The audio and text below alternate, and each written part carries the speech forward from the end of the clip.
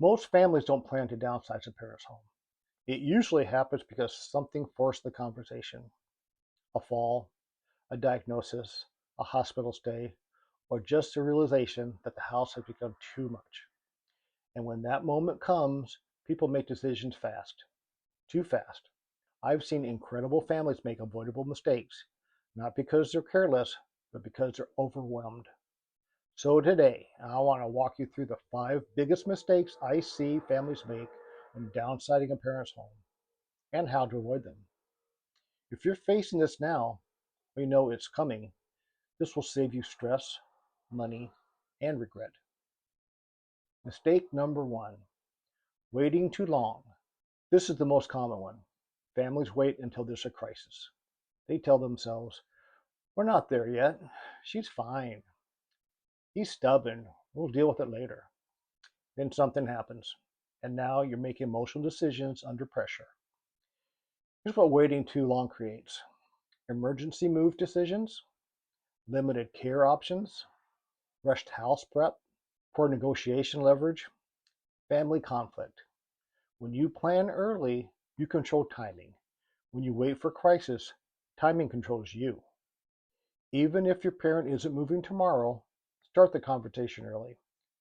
You don't have to act, but you should understand the options. Proactive planning equals dignity. Reactive planning equals stress. Mistake number 2: trying to do it alone. This one drains families.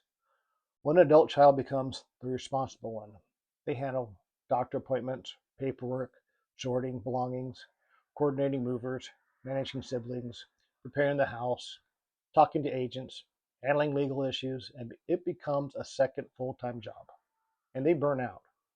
Downsizing isn't just selling a house, it's estate logistics, emotional processing, market strategy, timing decisions, financial considerations. If you try to shoulder all of that alone, you will resent it.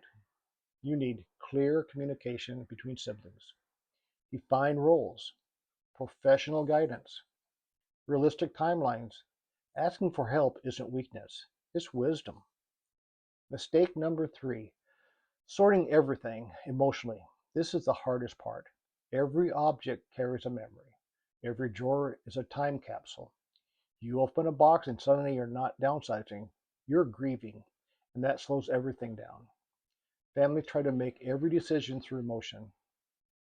Dad loved this chair. Mom saved this for years. We can't just throw this away. Here's the truth: you're not throwing away memories, you're managing belongings. Memories don't live in furniture, they live in people. The practical approach works better. Step 1 is separate sentimental items from functional items. Step 2, schedule limited time blocks for sorting. Step 3, keep what truly matters. Step 4, donate or sell the rest responsibly. If you try to process grief and logistics at the same time, you'll stall. Downsizing requires structure. Emotion is valid, but structure keeps you moving. Mistake number 4: not understanding market timing. This is where money gets lost. Families assume this house will sell whenever we list it. Not true. Market conditions matter. Inventory levels, interest rates, seasonality, buyer demand, property condition.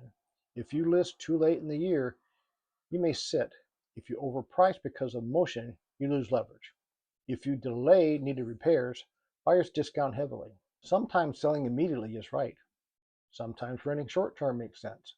Sometimes waiting 3 to 6 months improves positioning. But that decision should be strategic, not reactive.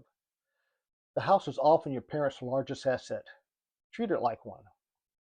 Mistake number 5: not having a backup plan.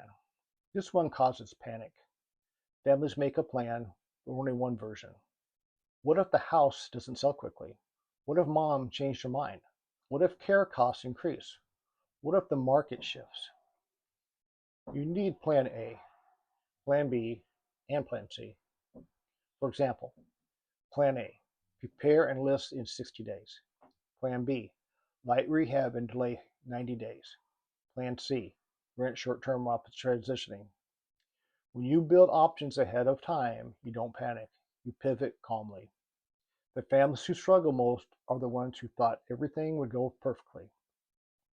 Real life doesn't go perfectly. Prepared families don't get shaken. Transition, the emotional reality.